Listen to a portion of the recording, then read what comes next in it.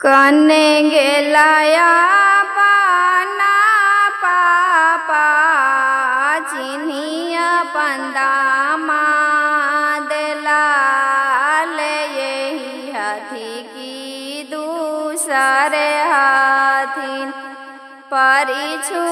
की नाजी यही हाथी की दूसरे हाथीन परिछु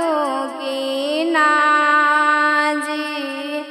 कने गेलाया पना चाचा चिन्हाया पंदामा दलाल यही हाथी की दूसरे हाथीन परिछु की नाजी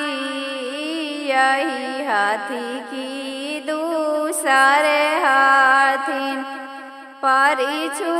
की